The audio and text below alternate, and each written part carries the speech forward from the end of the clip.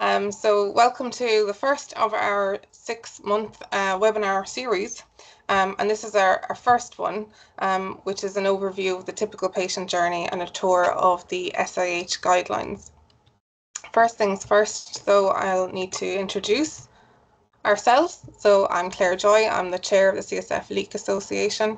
I've been with the charity since 2018, and I have the absolute pleasure of introducing Professor Manjit Matharu, who is a professor at UCL and UCLH and a consultant neurologist at UCLH, and he's been pivotal in the work that the charity has done in the area of guidelines and publishing papers. So I'm just going to hand over to Manjit for a second, who's going to introduce our speaker for today. Okay, thank you very much, Claire, for the kind introduction. As you've just said, I'm a professor of neurology at University College London and work as an honorary consultant at the National Hospital for Neurology and Neurosurgery. I've long had an interest in CSF leaks, and in particular spontaneous intracranial hypertension, and the guideline we developed would not have happened had it not been for the charity. And let me first start off by thanking not only the charity, but all the patients as well. The guideline was inspired by you folks. Very many of you came to us saying that there's a dire need for it, and we hope that it's going to serve your needs. But a special thanks to Clare Joy and all the trustees and members within CSF Leak Association who worked immensely hard for us, with us, to make sure that the guideline comes through. And one of the people who worked on that guideline was, in fact, Sanjay Cheema. In fact, he did the bulk of the work, and he was the first author on the guideline. So an introduction to Sanjay Cheema. Sanjay Cheema is a neurologist. He's been appointed, I'm very proud to say, appointed as a consultant neurologist recently at the National Hospital for Neurology and Neurosurgery. He did the PhD with us at the National Hospital, and a big part of his PhD was, in fact, the CSF leak guidelines. And without further ado, I'm going to hand over now to Sanjay to talk to us about the guidelines and the patient journey, just an overview of the patient journey and the guidelines. Over to you, Sanjay. Sorry, I just have one thing before we move on to Sanjay, and that's just to talk about the fact that we're moderating questions on this live webinar as well. I have... Yes, so thanks to all of you who submitted questions ahead of time, because we were able to submit them to Sanjay. He's answered a number of them in the presentation he's about to give, and there's a couple that Manjit and I are going to ask towards the end. And just a reminder that none of our speakers will be able to give personal medical advice today, so keep your questions sort of generic and hypothetical. Live questions are available through your live event panel. Some of you have already figured out to use that, so that's brilliant. Chat is disabled, so the Q&A is the only way you can talk to us today. Upvote questions or like them, and then that means it'll be more obvious to us which questions have the most desire within the audience to be answered. And don't forget that this is going to be recorded so you can see it again, listen back again, and our next webinar is the 11th of January at 3 p.m. And on that note, I'm going to hand you over to Sanjay, who's going to start sharing his screen. And thank you very much. Welcome. Thanks very much, Claire and Manjit. So I'm just going to check that you can see the slides okay first.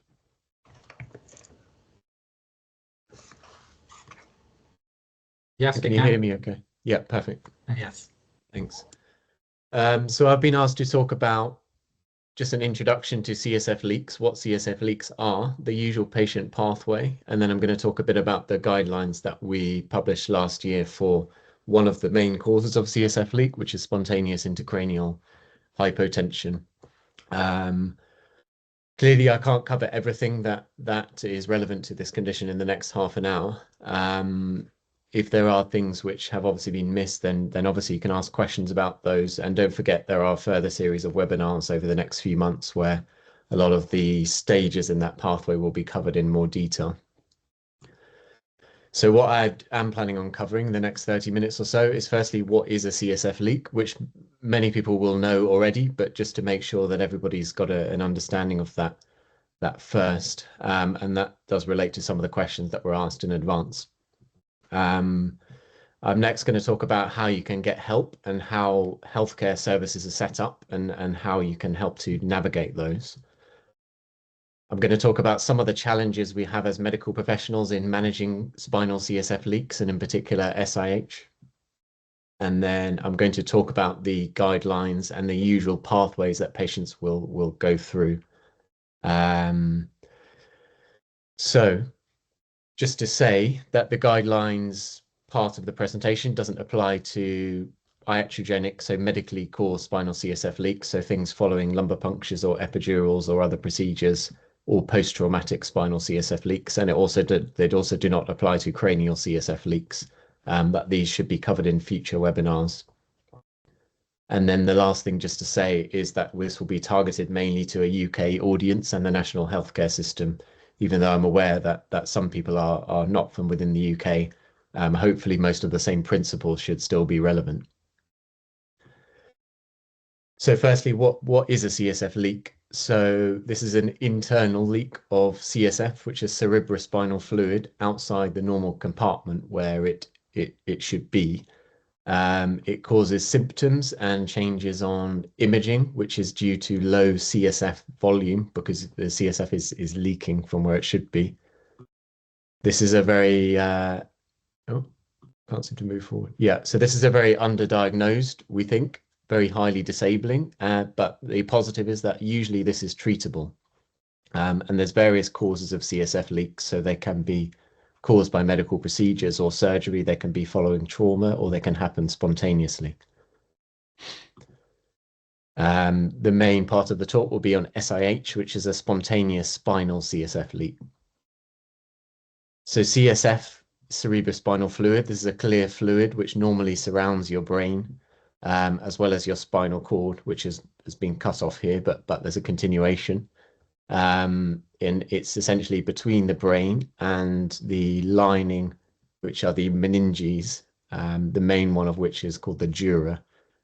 There's about half a litre of this fluid which is generated every day, and you have about 125 mils at any one time. This protects the brain and provides buoyancy to the brain, but it also has other functions with clearing waste products and helping with immune system. So just to explain a bit more about the different types of CSF leak, I'm just going to go through a bit of sort of spinal anatomy, which a couple of people asked for. So here at the bottom of the brain, so you have this spinal cord which continues down.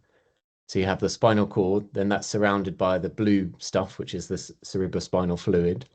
And then at each level in the spine, you have nerves coming out from the spinal cord, which go to the arms, the legs, or the chest, or the rest of the body. And then this is contained within these layers of the meninges. So the main thickest one of which is the dura. And then there's two other layers. There's something called a pia, which is pretty much attached to the spinal cord. And then there's an arachnoid, which is pretty much attached to the dura. So normally the fluid should be contained within these layers. Outside this, you then have a space, which is called the epidural space, which is filled by fat, amongst other things. You then have ligaments and bones and muscles and then skin. And then you have these nerve roots at each level of the spine, and we divide the spine into levels based on the 7 cervical vertebrae, which are labeled 1 to 7, then 12 thoracic ones, and then 5 lumbar ones. So you might hear people talk about a leak happening at C7 or at T12. That's what that means. That's a level of the spine. The last thing just to say is that you have veins and you have arteries and you have other things which are around that area as well. So that will become relevant a bit later on. So you can have spinal CSF leaks from various causes, as I mentioned. So some of these things are things that healthcare professionals do. So you can have a lumbar puncture where you put a needle to try and drain some of that fluid to test it for whatever reason, if you're worried about meningitis or bleeding. Or you can have an epidural injection, which is into this epidural space, but sometimes that can accidentally puncture these layers of the dura and lead to a CSF leak as well. After that, you can have, normally there's a very tiny hole which seals itself up, but sometimes you can have fluid which leaks out then into this epidural space. And that's usually termed post-dural puncture headache. Usually that heals itself because that's a very tiny hole within a few days, up to a few weeks, but occasionally that doesn't heal sort of spontaneously. And then going on to the spontaneous intracranial hypotension, or the spontaneous spinal CSF leak. So there's three main types. So there's type 1, which is usually happens when you have a bony spur or something which pierces these this dura, this lining, and then you get fluid which leaks out into this epidural space, which is sometimes called a SLEC, which is a spinal longitudinal epidural collection. So if you hear that term, that's what that means. That's essentially a lot of CSF which has leaked out into the epidural space. This is a nice imaging that I've taken from one of Peter Kranz's papers, which essentially shows the same thing, where there's this bone spur, which then leads to the fluid outside. And you can actually see this on MRI scans. So we can see this fluid, which is outside where it should be.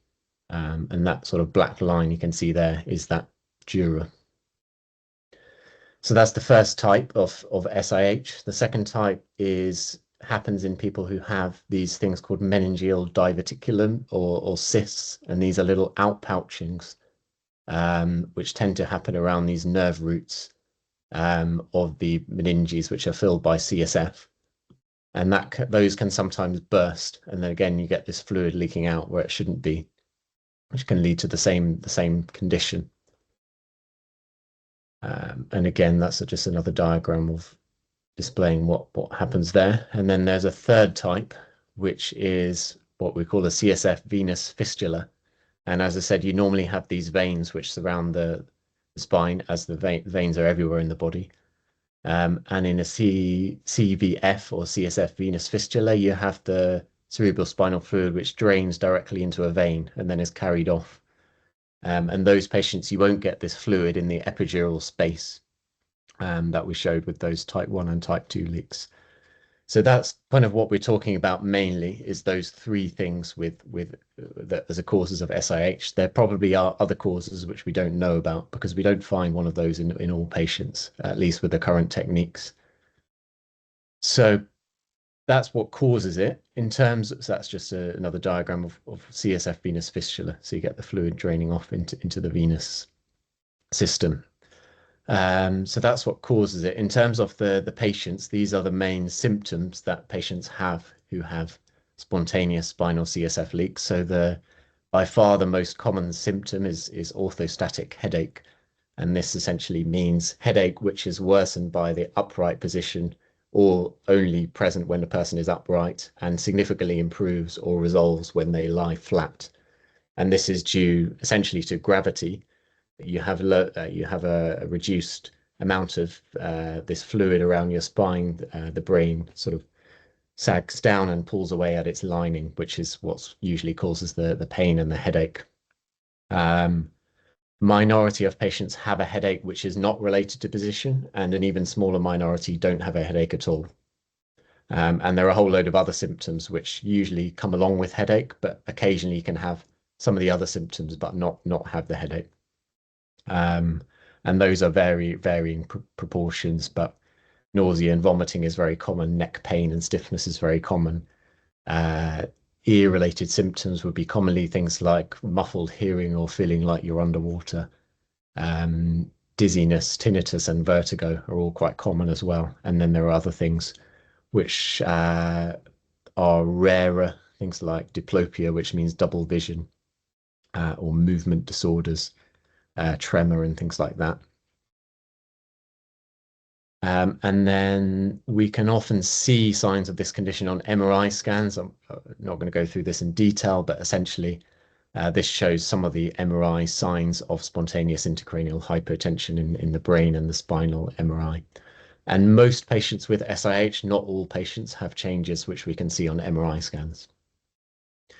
And then we have other techniques where we can actually pinpoint exactly where the leak is coming from, and these are called myelograms or myelography, and there's various modalities about how that can be done, and we can pick up one of those three causes of the leaks with either modality, really. So that's just a background to what SIH is. In terms of how you will present to healthcare systems and who you will see, that's what I'm going to come on to next. So when you first develop symptoms of SIH, most patients will present either to their GP or their emergency department. To the GP, it will be mainly people with milder symptoms, which have been going on for a longer time, still able to function, able to do daily activities, or you can't do everything, but you do have some help at home. If you have very severe symptoms and are unable to perform sort of daily activities, and the symptoms have happened quite recently and quite suddenly, then usually we'd suggest going to the emergency department. SIH can present with what's called a thunderclap headache at the start, which means sort of sudden onset within seconds, severe headache, which comes out of the blue. And then focal neurological symptoms means things like if you had weakness of one side of the body, or if you had double vision, or if you had problems with speech, or something else which is not just going with pain and headache. That could indicate that you had a complication of SIH. So you're going to present to one of those two people first, but those specialties, as we know from surveys that we've done, don't have a very good understanding of SIH or spinal CSF leaks. So then most of the care will be done by other medical specialties. And just to define what those are before we go any further. So neurologist is usually involved with most patient, which is a medical doctor who is a specialist in brain and nerve disorders, who's really involved mainly in diagnosis and management of symptoms with medications and things like that. There are headache specialists, which are usually a subcategory of neurologists who are mainly involved in managing what are called primary headaches, so things like migraine and cluster headache. But many are involved in managing secondary causes of headaches, so things like SIH.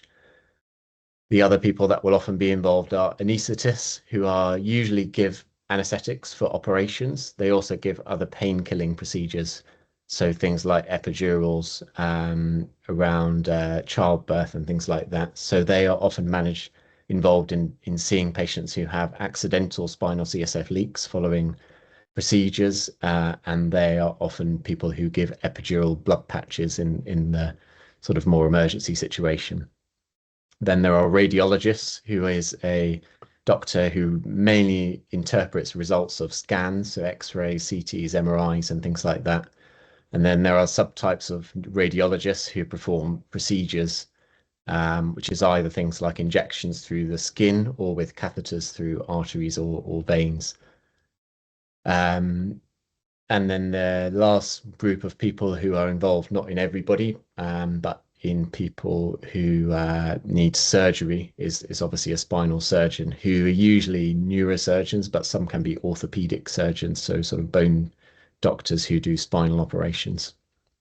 And as I said, the role of the neurologist is mainly making a diagnosis when you are referred with symptoms, organizing scans and tests, and then more in the later stages would be often following patients up and assessing their response to treatments. And the other thing that they would often do is giving advice about managing symptoms. Anaesthetist, as I said, mainly is involved when they're giving epidural blood patches. Neuroradiologists are interpreting MRI scans. They're usually performing and interpreting the results of myelograms, and then they often perform these targeted treatments with targeted patches or embolization, where you need imaging guidance. And then a spinal surgeon sometimes will make a diagnosis and organize the investigations instead of a neurologist, but mostly they're involved with these surgical treatments, obviously. Before I come on to the guidelines, I'm just going to talk a bit about some of the challenges that we have in diagnosing and managing SIH, which led to the guidelines being produced. So SIH is a rare disease.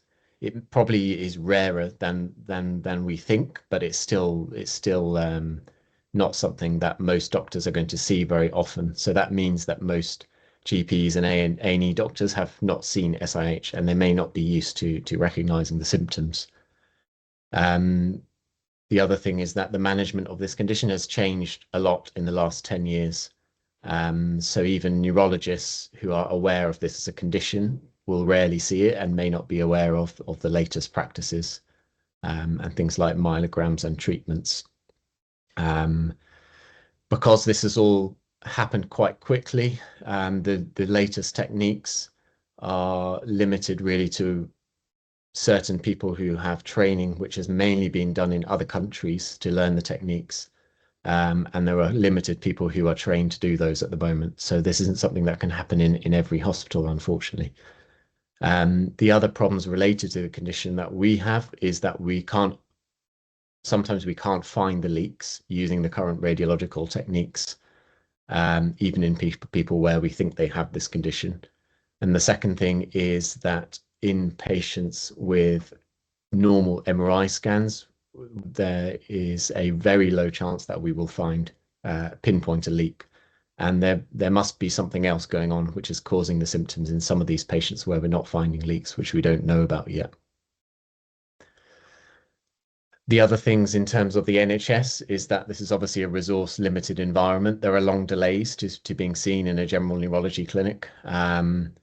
For routine appointments in many years is a year to see a neurologist, which is obviously not ideal in this condition because we know that the longer symptoms going on, it's harder to treat, and obviously secondary is so highly disabling.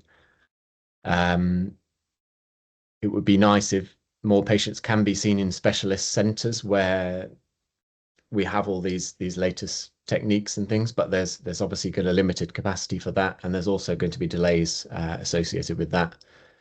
The other thing that we struggle with sometimes is that it requires all these various specialists, so the anaesthetists, the radiologists, the surgeons, the neurologists, to coordinate with each other. And that's because it's all happened quite quickly. There aren't those processes established for that happening, or time in people's jobs to be able to do this always. And then until recently, there has been quite variable practices. If you went to different hospitals, you get quite different management plan to each other, and there wasn't really any standard pathways available or guidelines. And we know what impact this is having on patients. So there's a study more than 20 years ago now in the US where 94% of patients with SIH initially received the wrong diagnosis.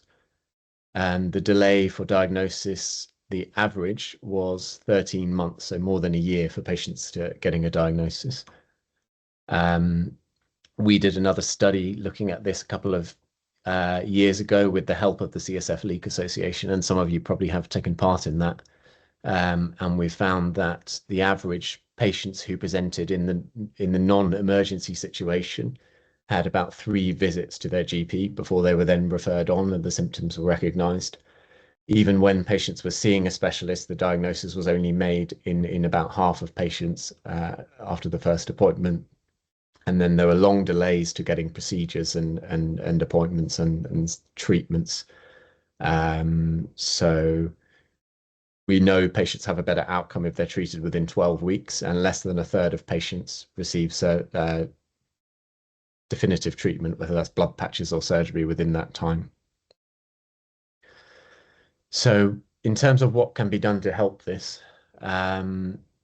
so we are trying to raise awareness of SIH amongst others in healthcare professionals so that people at least can recognize this condition. We need to try and educate other healthcare professionals about the best practice. We need to try and train more radiologists to perform these procedures, so the myelograms, embolizations and things like that. There's definitely a need for more research and patients being involved in research, because there's still lots of things we don't understand. Luckily, this is growing, so this is a big area. These are the amount of publications to do with SIH over the last few decades, and you can see it's sort of exponentially growing.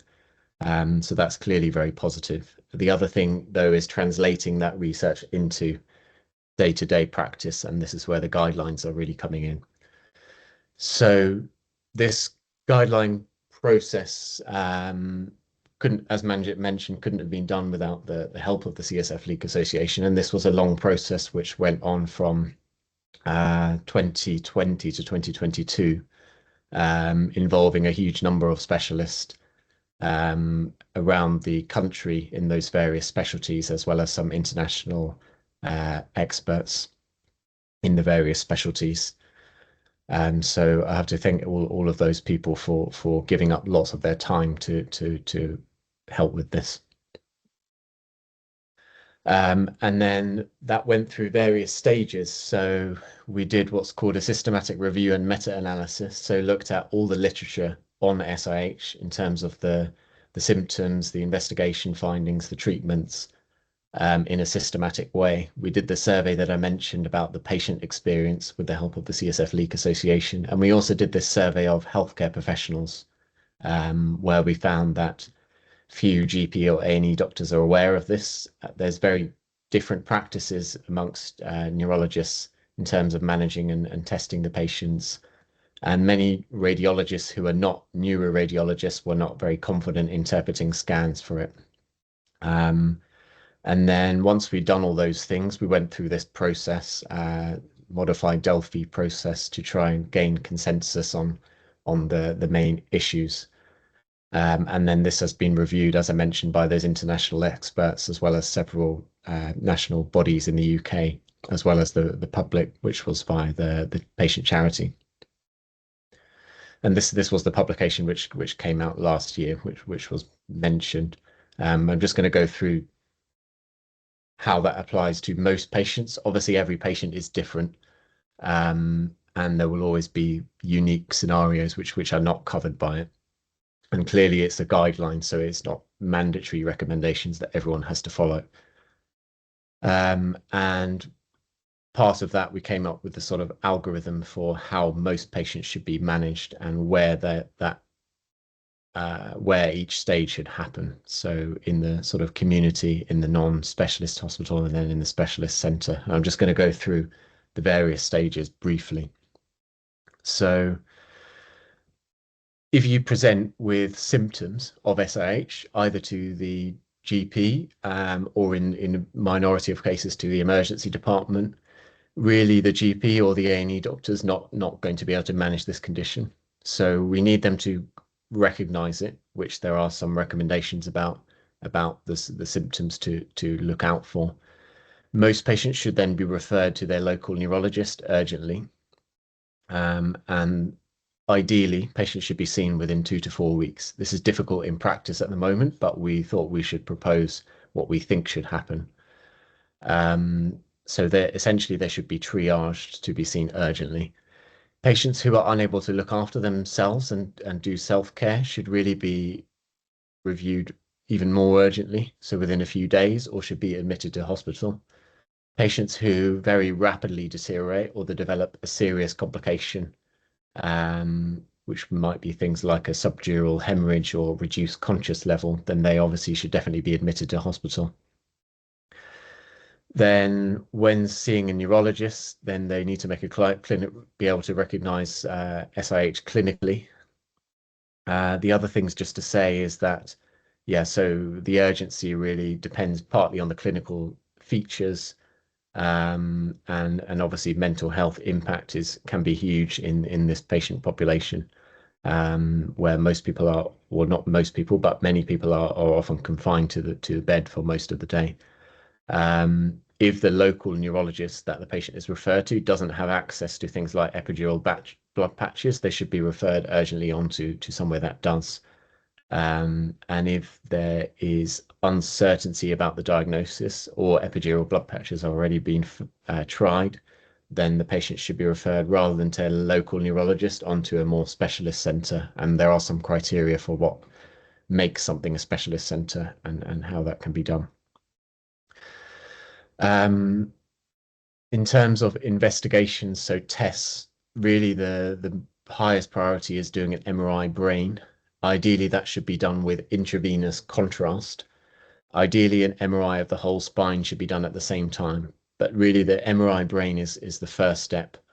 and the rest of it should be done as urgently as it can as well. In the emergency situation, CT scans can rule out a couple of serious complications, but they're not usually able to make the diagnosis of SIH. Lumbar punctures used to be done in the past to check people's CSF pressure, but that's not recommended anymore, and it's not a very sensitive test. So if you have an MRI scan, there's two main outcomes. There's a bit of a grey area, but if the MRI shows clear signs of SIH, then what is recommended is that you should have an epidural blood patch, which in the past could often be delayed a long time, but the guideline group have recommended that should be done within 2 weeks of the symptom onset. In the meantime, then you'll obviously need to manage the symptoms, and there's limited evidence for this, but obviously bed rest is often the thing that helps, or lying flat, keeping well hydrated. Some patients find that caffeine is helpful, although there's not much evidence for SIH. And then avoiding things like heavy lifting, bending, twisting, or straining, or getting constipated. Then if the blood patch doesn't work, then a second blood patch could be considered. But the group thought that further blood patches following then, the likelihood of response goes down a lot, and probably the benefits are unlikely to outweigh the risks, and that's supported by the evidence as well. The other option is that the MRI is normal, and what they have recommended in that situation is that MRI should be reviewed by a consultant neuroradiologist, and you're entitled to ask whether that has taken place. As we know from our surveys, general radiologists often do not notice the more subtle signs. The other thing is that there are other things which can present with orthostatic headache and look like SIH, but are not. So often patients with migraine feel better when they lie down and are worse when they're active. Often patients with neck issues, which is termed cervicogenic headache, feel better when they're lying down and the pressure is taken off than when they're up and about. And patients with something called postural tachycardia syndrome or orthostatic hypotension. So this is where you have a significant rise in heart rate or drop in blood pressure when upright, can sometimes present with headache and look very similar to SIH. So those should all be considered. But we know that there are patients who have SIH but have a normal MRI. So the specialist may think you still have a CSF leak despite the normal MRI and organize a blood patch or a second blood patch or a myelogram. The specialist may be unsure and may refer you to a more specialist center where there's people who see a higher volume of cases. Or the specialist may think that you don't have a CSF leak and treat for one of these other diagnoses, migraine, POTS, or whatever. If you're not happy with if you're not happy with what that person has said, and we know that not everybody is confident in managing these conditions, you are entitled to a second opinion, so you can be referred to another specialist to review that.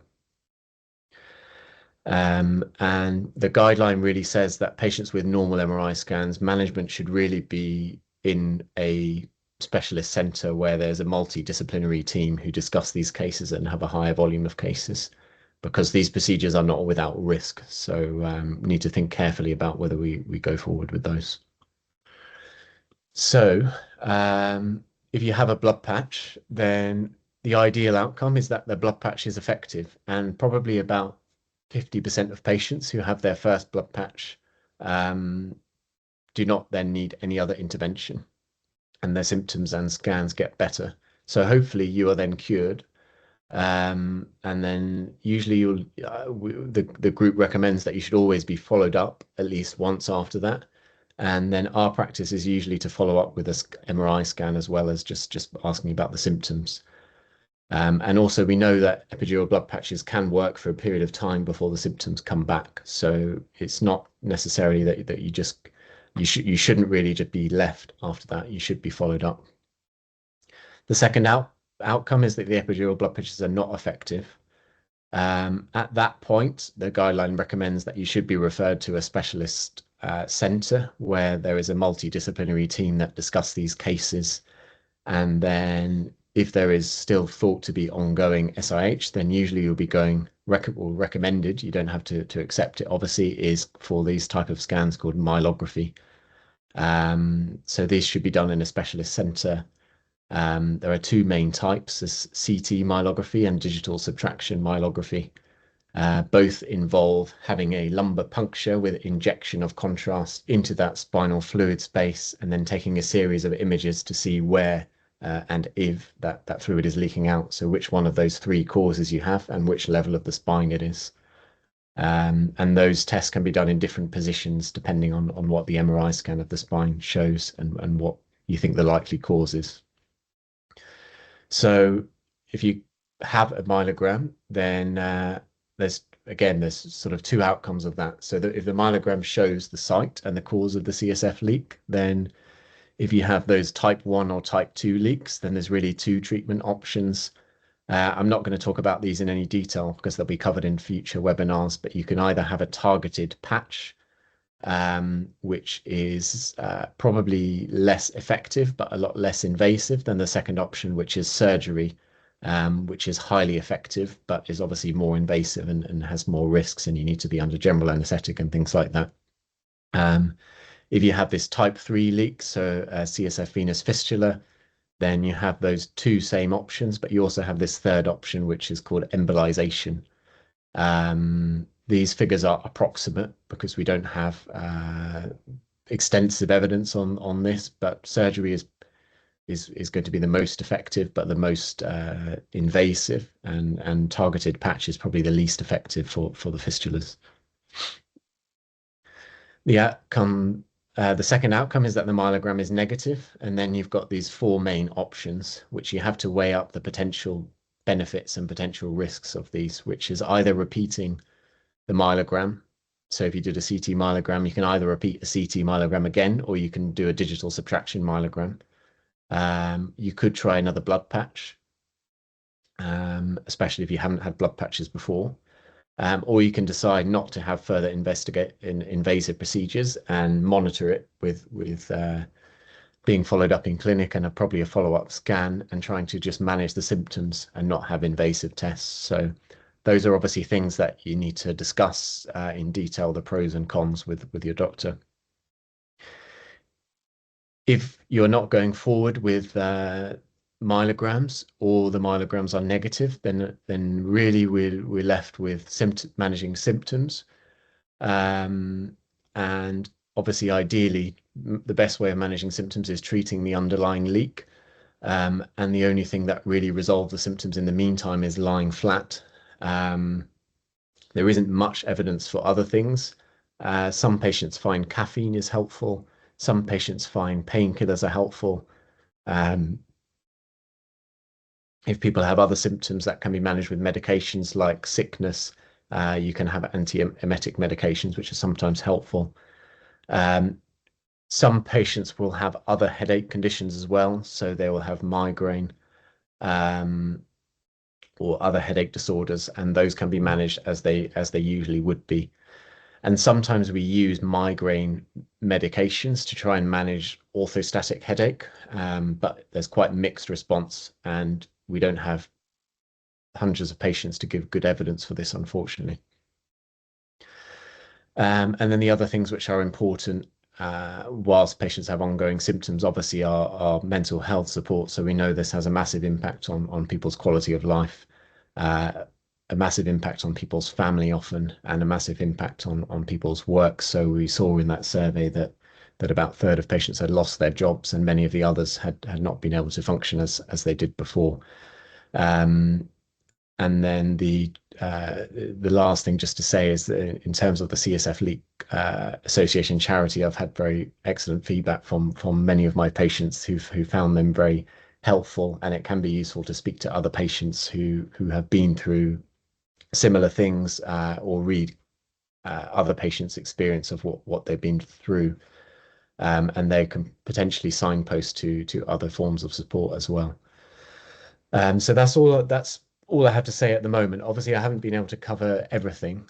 Just another mention that there are going to be these future webinars in this series, which will be around the radiological diagnosis, so things like MRI scans and myelograms, the clinical diagnosis and those other conditions which can mimic or be confused with SIH, radiological treatments, so things like blood patches and embolization, surgical treatments, and then there'll be a third one which we're just confirming a speaker for. These will all be mainly about spontaneous intracranial hypotension, but there is planned to be a further series next year, which will be more about post-dural puncture leaks and cranial leaks and symptomatic management. Okay, thank you very much. So I look forward to hearing all the questions.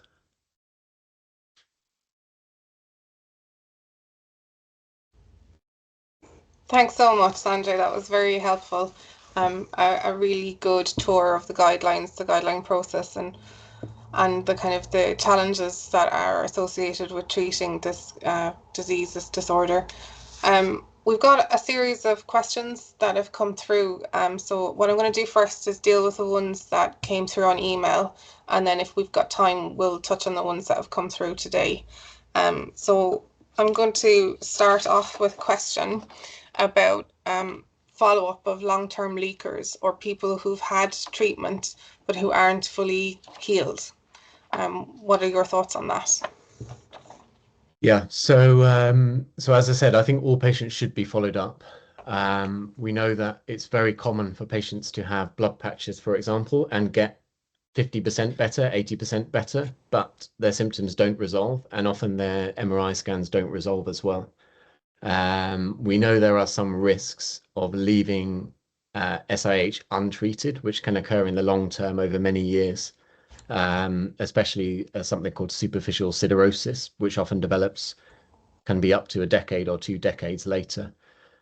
So in patients who have had treatment and got better, we should definitely be following them up in clinic. If their MRI scans were abnormal before, we should be repeating the MRI scans to check they're better. And really, I think if there are still features of this condition clinically or on scans, then I think the patient should be followed up in the long term to look out for those sort of long-term complications. Fantastic, thanks. Manjit, we'll do a back and forth, yes. Will we? Yeah. Yeah, firstly, Sanjay, thank you very much for an excellent lecture and excellent overview. I think this will be very well appreciated by our patient group members here. A lot of interesting questions that have already come through and are coming through as well. Yeah. So one that has just been put up is, do we know the proportion of patients with SIH who will heal on their own without any blood patches being required? Good question. I don't think we have good evidence on that because most of the research is done in the centres that see patients who don't get better. We have looked at this in the systematic review that was done prior to the guideline process. And if you pool all the studies that have looked at this, about a quarter of patients get better spontaneously. Now, as I said, it's difficult to know whether that's accurate. There may be other patients who have milder symptoms and who get better fast, which are never presenting to these services. We know that in post-dural puncture headache, especially, that's very common, that patients will get better spontaneously.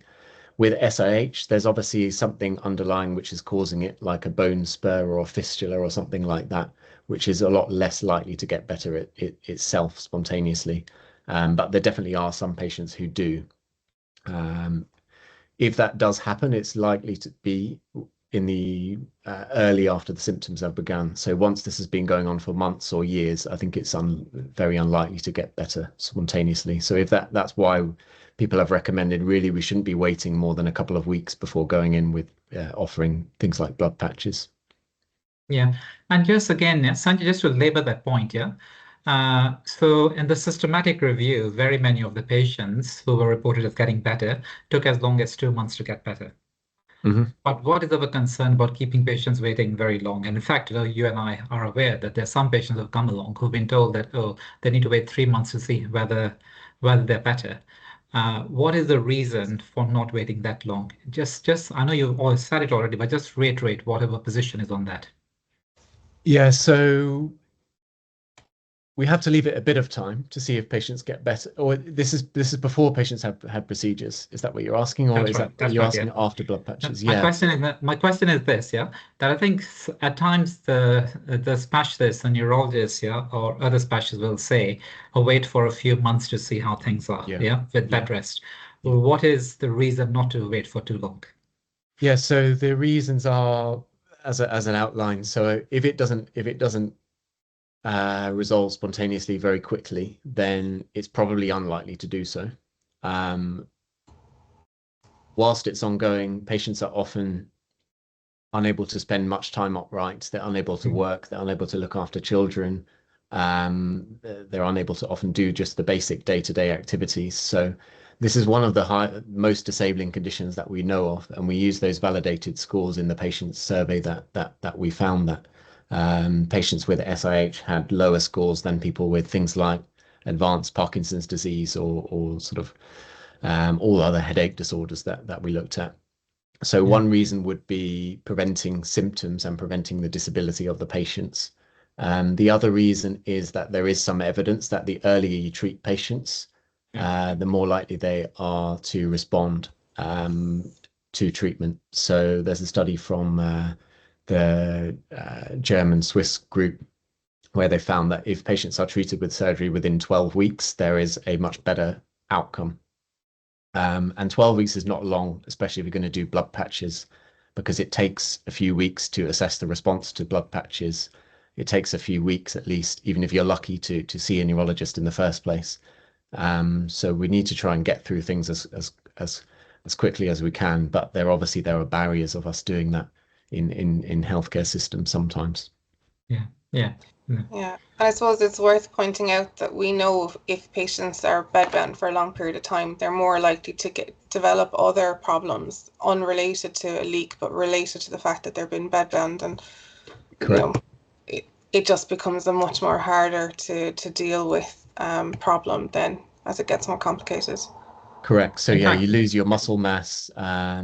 You have risks of developing things like POTS related to deconditioning. You have a risk of things like venous thrombosis if you're immobile for longer periods of time. So yeah, there are medical risks as well as just the impact on people's lives. In fact, that leads on to one of the questions that we have from our delegates already beforehand here. Can you have both a leak and postural orthostatic tachycardia syndrome, at the same time? I know you've already mentioned POTS, but you might want to just tell our delegates exactly what POTS is and what the correlation is with the CSF leak. Yeah, so POTS, is postural tachycardia syndrome, is a syndrome where you have a rise in your heart rate between the lying position and the standing position by usually the cutoff given is 30 beats a minute. So if you're lying down, your heart rate is 60 BPM. After being upright for a few minutes, it's 100.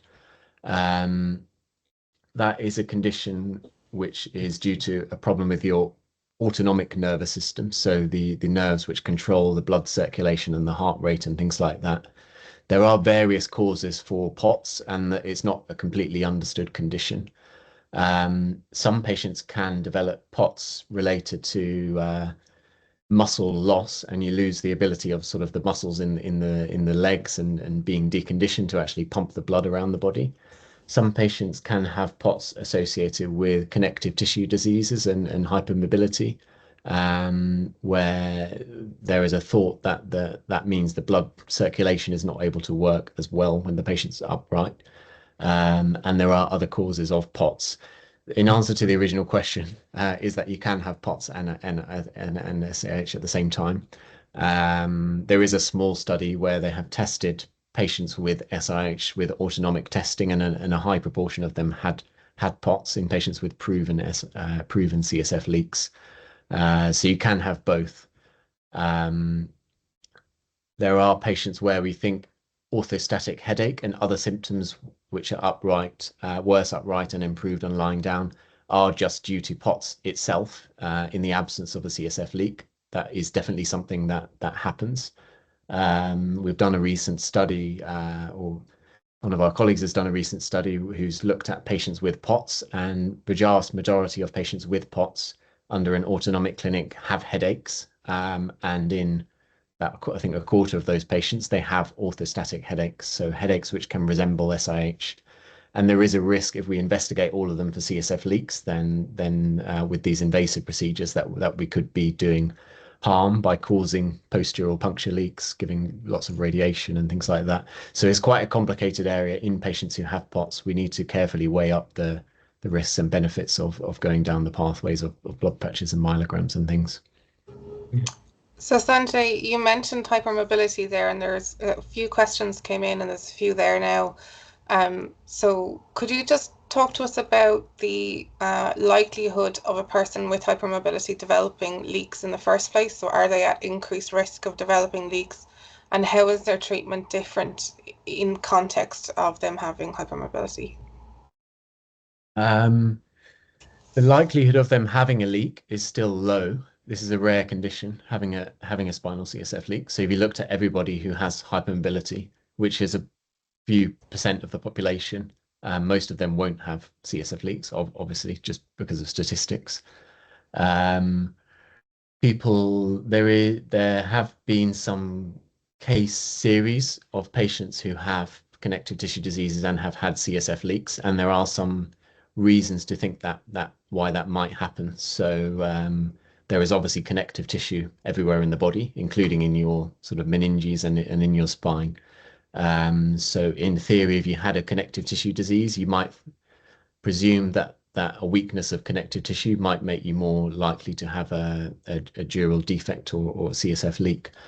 There isn't very good evidence to know definitely whether the risk is increased or not. There is one study where they've looked at patients who are hypermobile and patients who aren't hypermobile, and they haven't found an increased rate of leaks. And it's definitely not something that exclusively affects people who are hypermobile or have connective tissue disease. There probably is a bit of a link, but we're not sure how strong that link is.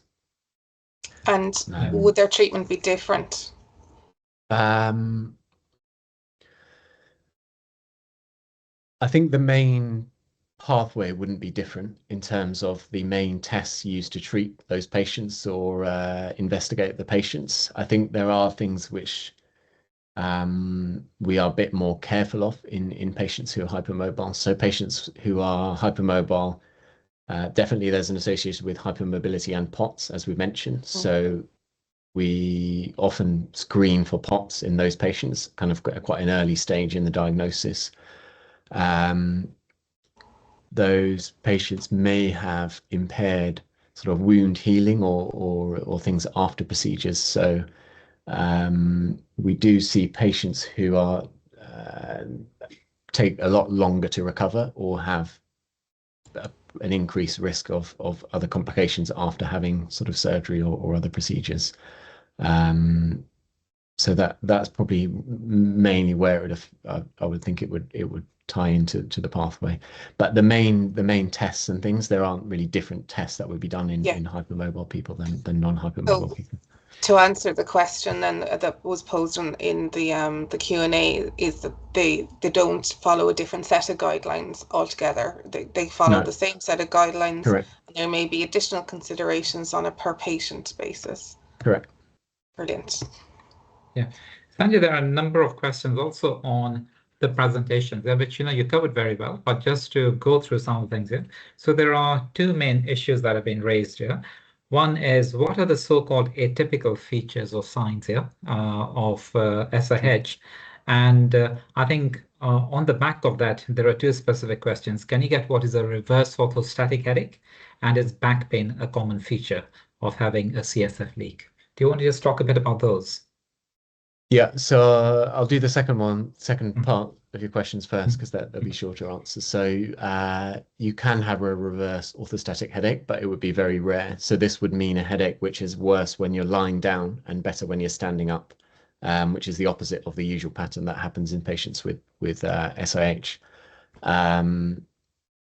I've seen 1 or 2 patients with that, so it's not very common, and that goes with the studies that have been done. So that is possible, but it's very rare. And the other question was about back pain. Back pain is very common. So if I ask most patients with SIH if they have back pain to some extent, then I think more than 50% of them would say yes.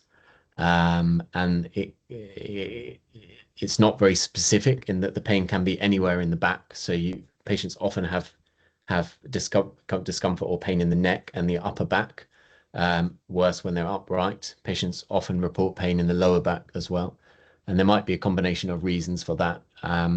It doesn't seem to be predictive of where the leak is. So if you have a pain in your upper back, it doesn't necessarily mean the leak is going to be at the area of that pain. So some of that pain, and that point is worth laboring, isn't it? Because it's a very commonly asked question, and it's an understandable concern that people have got pain at a particular part in the back, and could the leak be over there? And the clear message over here is it doesn't correlate with the site of the leak. Yeah, correct. Okay. So there's various reasons why you'd have pain. So pain in the neck or the upper back, the mechanisms may be similar to the pain of the headache. So because of the low pressure, you can have some descent of the brain, which can then produce sort of traction and things on the lower sort of cranial nerves and around the neck. In patients who have this epidural CSF collection, that can sometimes press on the nerve roots as they come out of the spine. But they're also probably mechanical things. So if you spend lots of time lying down, or if getting in certain positions mean you're in pain, then often the body can go into protective response, and this can be a musculoskeletal element to the pain as well. So yeah, back pain is very common. And any other atypical features you would point out? So I presented the list of symptoms earlier. So lower down on that list would be a few rare presentations of SIH. So some patients can present with behavioral change or severe cognitive and memory problems, which is this condition which has a few names, but sort of frontotemporal brain sagging condition, which can mimic sort of dementia almost, but is due to a CSF leak and is reversible, usually with treatment. Some patients can develop balance problems or tremor if certain parts of the brain could be effective, or if you can get sort of descent of the cerebellum, so the back part of the brain, can get coordination problems and things. And then some patients can develop things to do with cranial nerves, so you can develop things like double vision, or you could develop things like slurred speech or swallowing problems due to that effect. So there's a huge number of symptoms that SIH can cause. Usually those symptoms come along with the more typical symptoms, so the orthostatic headache and things. But I have seen a handful of patients who they've just had one of those rare presentations in the absence of that. Yeah, so I think so if there's any worry about SIH, then everyone should have MRI scans. I think I'd have a very low threshold for doing the MRI. And in most patients with CSF leak, we can show some signs on MRI scans. If you just had one of those rare presentations, then I think if the MRI scan was normal, you'd need to think carefully about other causes of it. But there are definitely people with SIH who had those. Sanjay, you mentioned the cranial nerves there a second ago, and we often get the question if there's an increased risk of meningitis from a spinal CSF leak. Could you just describe the difference between a spinal leak and a cranial leak, and where meningitis fits into that? Yes. So meningitis, obviously I showed those diagrams before, show you had these 3 layers, which are called your meninges, which encase the CSF, the cerebrospinal fluid. Meningitis means you have inflammation of those meninges, so that lining, usually caused by a bacteria or a virus. And the main mechanisms for getting meningitis are either there's a bacteria in the bloodstream which then spreads to the meninges, which causes meningitis. That's not really relevant for CSF leaks. Or the other main way is getting through the nose, the ears, or the throat, somehow into the CSF. So the CSF normally should be sterile. There shouldn't be bacteria, viruses, or anything in it. So in patients who have a cranial leak, you can develop meningitis because there is a connection between the cerebrospinal fluid space and your sinuses, usually, or somewhere at the bottom of the skull. Those patients are more vulnerable to getting meningitis because bacteria can spread in that way. In patients with spinal CSF leak, there isn't really a risk of meningitis with that. So yeah, the cranial leaks is very different to spinal leaks in terms of the symptoms that you present with, the complications, the treatments as well. Yeah. So I think we'll probably need to do a future session on cranial leaks. We'll be doing a separate webinar on cranial leaks, but I think sometimes people get the risks slightly confused. Thanks. Yeah. Manjit, do you have another question? Yeah, so I think there are some questions that are coming through in terms of patients who have got normal scans but have got symptoms that are in keeping with orthostatic headache. Yeah? So they've got the usual orthostatic headache. And one of the questions that has come through is, how do we manage people in whom the orthostatic headache is present, the scans are normal, they've had a blood patch, and they've either had a good response or a partial response to a blood patch? What is the approach that is used in those people? Yeah. So definitely there's less evidence and there's less consensus about what to do in patients where the MRI scans are normal. So I don't think that we can give firm recommendations for every patient in that scenario, but the options are really either if they have had a partial response to one blood patch, you can consider a second blood patch, as you could do with the MRI positive patients. And even if we don't know the mechanism or whether they even have a CSF leak or not, many of those patients can improve. The other options, if we're going down the CSF leak route, are doing a myelogram looking for a CSF venous fistula, which is really the cause of the CSF leak that you're wondering about in patients who have normal MRI spine scans.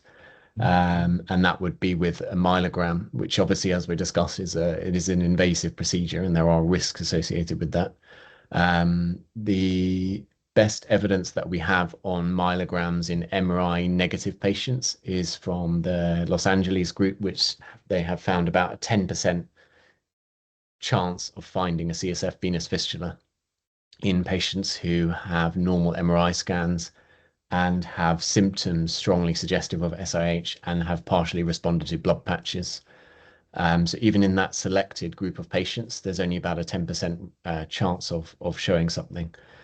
So usually I'll have sort of an in-depth conversation with patients about weighing up those risks and benefits of that.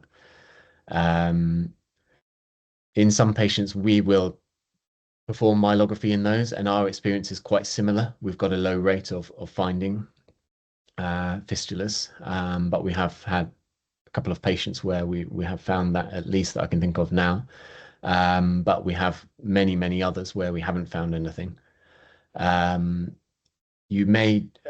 The long-term risks are probably a lot lower in patients who have normal MRI scans, even if they were to have a CSF leak. So we think the risk of developing these problems like siderosis in the future is extremely low, if at all possible, in patients who have normal MRI scans. So there is no rush to going on to doing these myelograms or blood patches. And some patients may decide that we'll just try and manage the symptoms and they don't want to go forward with those tests. And I think that's reasonable, but I think we should still follow them up.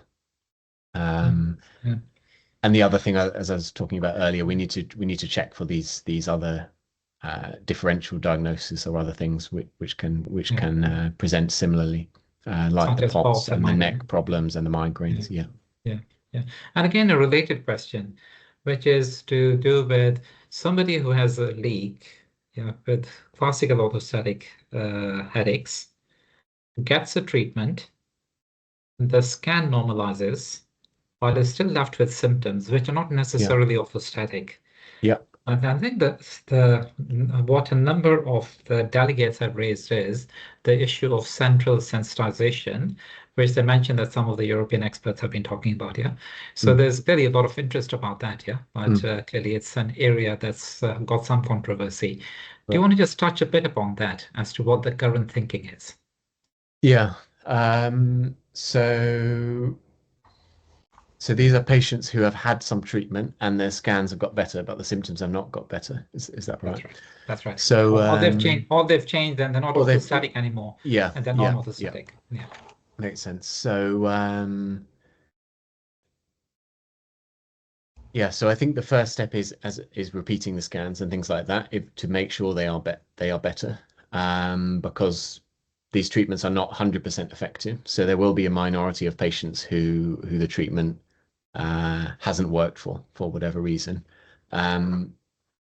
However, they're in almost all in most situations the treatment is effective, and we have seen quite a few patients who continue to have symptoms. And yeah, so there is a bit of controversy about this, but central sensitization is a concept which is quite well understood in neuroscience, which essentially can develop in pretty much any pain condition. And that can be something like having a back injury or having a pain anywhere in the body. The pain nerves are sending signals in the acute stages that there is some form of tissue damage or something painful. And then over time, there is what's called sensitization of the nerves in the brain and the central nervous system, where they're used to this continued firing of painful signals. They actually start responding to things which don't normally cause pain. And we can see that clinically in some patients where you can have something called allodynia, so you can be touched, and something that wouldn't normally cause pain, but it causes pain in those patients. And there are electrical studies and MRI studies and things which have shown signs of this as well. So this is something which can happen in various pain conditions. Applied to SIH, probably the same process happens, but we don't have a way of proving that really, which is that if you have this condition which causes pain, especially when you're in certain positions or your CSF is doing certain things, then your brain can become hypersensitive to normal signals from those pain-producing structures or from CSF pressure. And probably that is what's going on in some patients. We don't have a good way of proving it, but it's definitely something that happens. It doesn't mean that the leak is ongoing.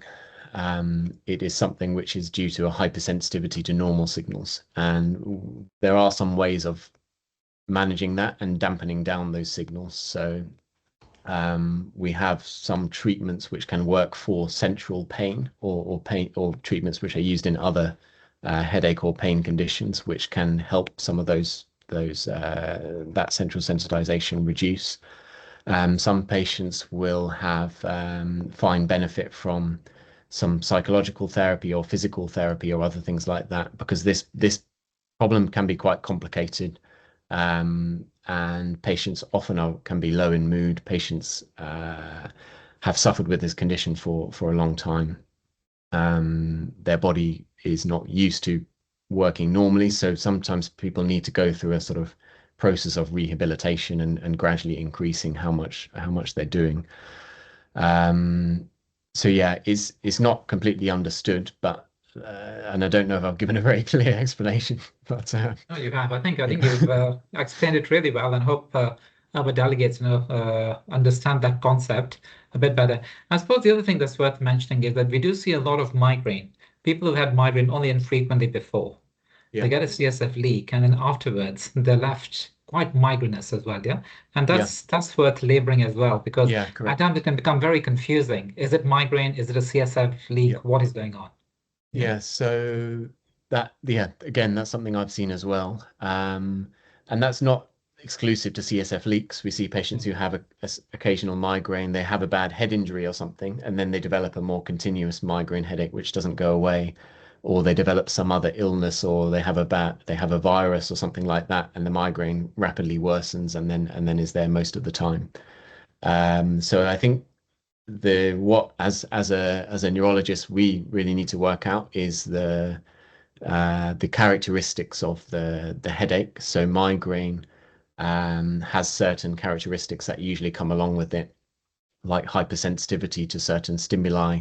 Migraine is often worsened by any movement, especially of the head, and activity, rather than gravity-related position of the body, which is more what you see in patients with CSF leaks. So that is what we try and sort of tease apart when seeing patients. And yeah, that is relatively common that patients have some migraine as well. And usually the migraine treatments which work in other people can work in patients, in migraine headaches in patients who've had CSF leaks as well. So it is worth trying those things. I've got a question about what kind of things you should and shouldn't be doing as somebody who has a CSF leak. Because there's often a lot of time between symptoms and treatments and appointments, and we all have to be living our lives in the meantime. For those people who are kind of semi-functional at the minute, should they be partaking in exercise like yoga or Pilates? And the same question then for people who've had treatment. Sure. So in people who have or suspected of having an ongoing CSF leak, the things I will usually recommend is using lying flat or bed rest to manage the symptoms. So it's not something that's likely to encourage the leak healing, but it is usually the only thing or the best thing which helps with the symptoms. So sometimes that will need people to adapt their lifestyles. You may need to adjust work schedules and speak to employers and speak to family about things like that. If people need to lie down for an hour in the middle of the day, some patients can function a lot better then, rather than the symptoms just getting worse and worse as the day goes on. So that's one thing, is trying to use bed rest if nothing else helps, and trying to fit that in with lifestyle, which obviously it can have a big impact on. Painkillers can be tried, so normal sort of painkillers, paracetamol, ibuprofen, things like that. In my experience, they don't tend to work very well, but I have seen a handful of patients where they do find them helpful, even if they're not taking them on every day, if they take them just when they have got to go out and do something, or because we know that if you end up taking painkillers very often, especially if you have migraine, it can actually make things worse rather than better in the longer term.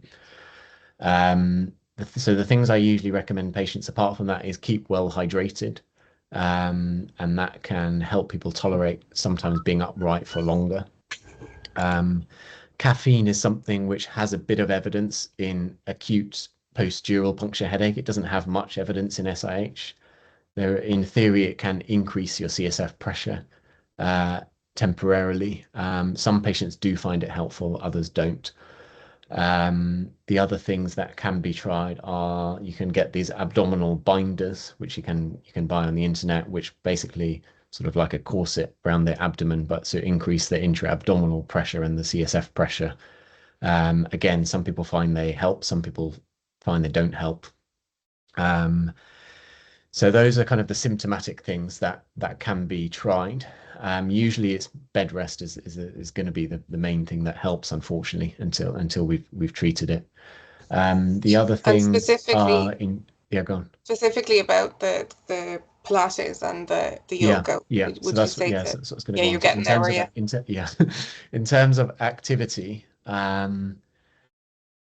you are unlikely to do yourself serious harm by doing any form of activity, but there are certain activities which can worsen symptoms in many people, or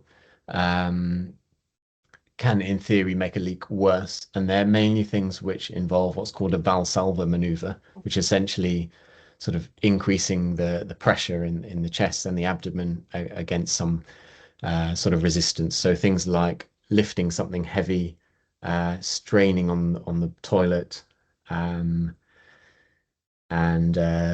coughing, sneezing, things like that often make the symptoms worse temporarily. So I would recommend people to try to avoid doing things like that. Some people find that certain movements can provoke their symptoms, like twisting or even bending over a little bit, or certain movements of the neck. So generally, I'd tell people to avoid things that provoke the symptoms. Yoga, I wouldn't tell people necessarily to avoid any sort of light stretching or things like that, but I probably would avoid positions that involve sort of hyperextending the spine or bending over the spine. So I think yoga probably is not the ideal exercise for people with CSF leaks, unfortunately.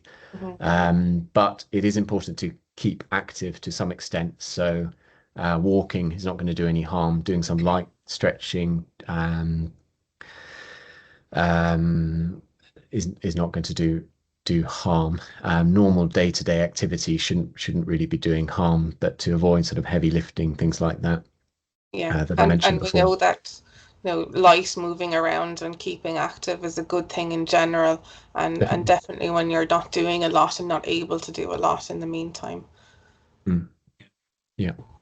Sanjay, one of our delegates has asked that since we are laboring the fact that early treatment is more likely to lead to resolution, given the pressures we have within the NHS, it's actually quite challenging to see people within a reasonable time frame, at least the time frame that we have recommended in the guideline.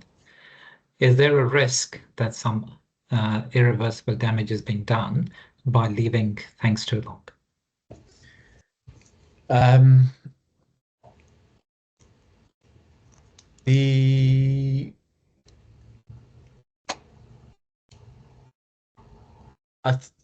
So I think the main risks are we're leaving patients severely disabled for a longer period of time, which can have all sorts of impacts on mental health, physical health, family, work, all those sort of things, as a secondary consequence.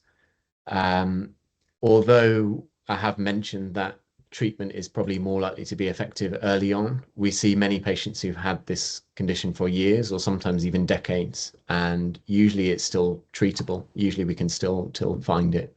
So, and patients are usually not coming to harm longer down the line, other than this issue of superficial siderosis. But that's something which develops over years and decades rather than the months that people are waiting to be seen. So I think there is a low chance of people coming to sort of irreversible harm. If patients have very severe symptoms, then I think they should be admitted to hospital, or if patients have complications, which usually happen early on in the course of the disease, they should be admitted to hospital, and these treatments can be done in the emergency situation, so in the acute situation. So we do have some patients who they're admitted to the emergency department, they have some serious complications of SIH or such severe symptoms, and then things like blood patches, myelograms, even surgery can often be done in that acute situation. So if the symptoms are severe, then it shouldn't be waiting that long. Should get urgent help.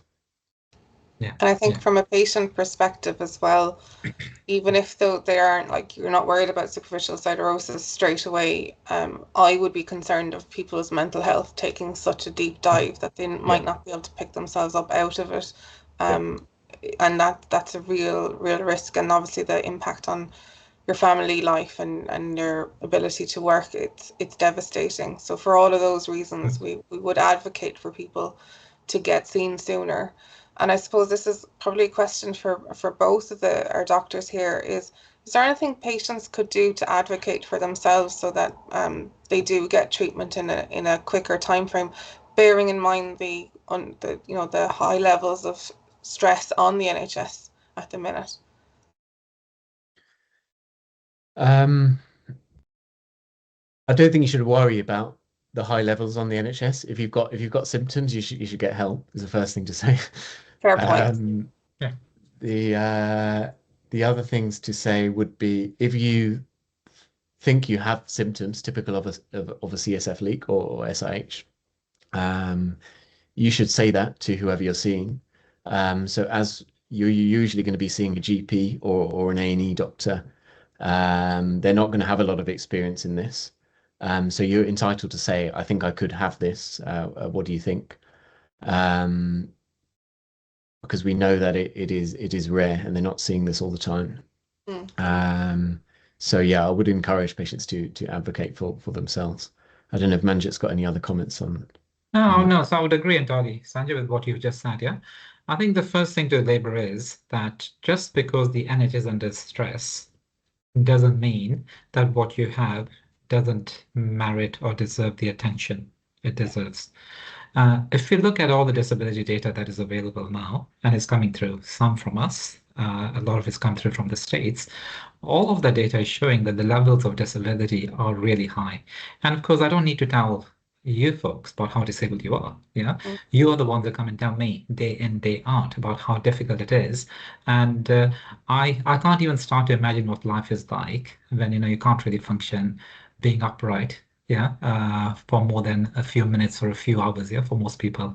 I understand it's very challenging, and I don't think we need to be giving the impression that, oh, you are wasting anyone's time. You're not. You should go along and be advocates for yourself. I think it's helpful if you go along and point out that I have looked at this and I think I may have this. As much as some doctors don't like Dr. Google, it's also equally important to actually point out to all of you that I'm commonly finding that very often the first prompt in terms of thinking of a CSF leak has come from a patient, where the patient saying, I've just recognized my symptoms on the internet. They've mentioned it to a primary care physician who, in all fairness, will come across very few of these cases. And the minute that prompt has been made, then the doctors will go and look at it and think about it. And that will be a useful way of actually getting the journey started. Yeah. If you are struggling to get an opinion, you're perfectly entitled to get a second opinion. If you think you have a CSF leak, and you feel that the person you've seen has been dismissive of it, then by all means ask for a second opinion. You are entitled to a second opinion. So I think those are things that you can do to advocate. But I think there are other things that we can do collegiately as a group, which very many of you are doing already. And that is to start thinking in terms of, how do we raise awareness? So we need to raise awareness amongst the patient group. And already CSF Leak Association taking a big lead on this. In fact, this is part and parcel of what we're doing on that front. And there are other avenues we can go down, and we can start thinking in terms of how do we make doctors and other health professionals as well as the public aware of this. So there's an awareness exercise that we need to do. But also I think there is this whole agenda that we need to have of working together to start doing some research on this, because the reality of the situation right now is that this is highly disabling. We have challenges in terms of the diagnosis and investigations with very many gray areas that we don't understand very well. And then we have treatments and investigations and treatments that aren't necessarily the best. The vast majority of the people who we suspect have a leak will find that we can either struggle to get those investigations in time, or when we get them, we get a very a readout from the investigations that is a bit of a gray zone. And myelograms, for example, you can have a leak and yet a myelogram can be negative. Their sensitivity can be a bit on the low side. So we really need more investigations to come through that are better than where we are now. And all of that is only really going to improve if we have the research done for it. And that is not going to happen with just doctors pushing that agenda. In fact, it's really going to come from the patient-doctor partnership that we're going to have here, or the patient health professional partnership that we need to have here. So I think those are various things we do. We would encourage you to advocate for yourselves as best as you can. We would say to you, go and get second opinions where you think you are a CSF leaker, but you haven't had the right kind of responses from the health professionals. I would really advocate that we work together in terms of making the public more aware of it and the health professionals more aware of it. And we really need to take a lead on the research side of things. And on that front, I must again, highlight one of the things that you folks are working very hard on here with us, which is we are trying to set up a registry, and we hope we can get a registry going here. Of course, we are trying to get the funds and put things together. But again, every help we can get from our patient members will be highly, highly appreciated on that front. Yeah, and just to echo that, there's an awful amount of work went into developing the guidelines, and an equally massive amount of work is being put into creating a registry, but creating it in such a way that it actually delivers answers for us, and not just tracks things, but there's no answers or there's no solutions that come out the other end. So it does take time to set it up in the correct way so that it is the most effective it can possibly be for our patient community. And Sanjay pointed to that lovely graph showing that the interest in CSF leaks and SIH is exponentially grown over the last couple of years. So we really need to capitalize on that, and that's where it's a major arm of focus for the charity going forward. I mean, there's other work that we do, but this is really important to us. And I've just realised the time, so it's now 4:30, which is the time that we were planning on finishing up. So I'll just ask Sanjay if you've got any closing remarks you want to make, or you're happy leaving it there. Nothing specific. Thanks for inviting me along, and thank you for all the work that you're doing, Claire, and the others. We haven't covered everything in this webinar, so hopefully you can cover everything else in the future ones. But yeah, nothing else for now. No, brilliant. Thanks, just to touch on that point, actually, there's been lots of questions coming through, some of them very specific and some of them more broad. Some of them we will bring back in as questions for the following webinars if they kind of more correctly align. So, if we're asking questions about imaging, we'll ask those questions in the imaging ones. And yeah, obviously, thank you so much to all of the attendees. I think we had over 100 people registered today, and there's going to be lots more people seeing this on the YouTube channel. So thank you so much from me. Thank you to our speakers, Dr. Cheema, and thank you, Professor Matharu, for all the work that you do with us and for us. And any closing thoughts from you, or we'll finish up? Yes, no, I mean, firstly, I just want to thank Sanjay. Thank you very much for what was an excellent webinar. I'm sure we highly appreciate it, and I'm sure we viewed quite a lot. I really enjoyed your presentation. I'm looking at the questions coming through, and they're so interesting. We could go on for another hour easily and still, not have answered all the questions here. So it just goes to show about the level of interest we have in this. And as Claire has just pointed out, we'll try our best to answer as many of these as we can offline, as we can do. And finally, just a word of thanks to the CSF Leak Association and all of our patients, for all the tremendous work you folks do in the background. You are an inspiration to all of us to keep on doing what we do, and a very big hand to what you do. Thank you. Oh, thank you very much. But there's a massive team behind us, and yeah, and as well to say that a lot of people who work on this have had CSF leaks themselves, or they currently have them, or a family member is affected. So it's a cause very dear to our heart. So on that note, thank you everyone for attending, for your questions and your engagement. And we look forward to seeing you on the 11th of January for webinar number 2 at 3 p.m. Take care. Happy holidays. Happy New Year. See you then. Bye-bye. Okay. Bye. Bye.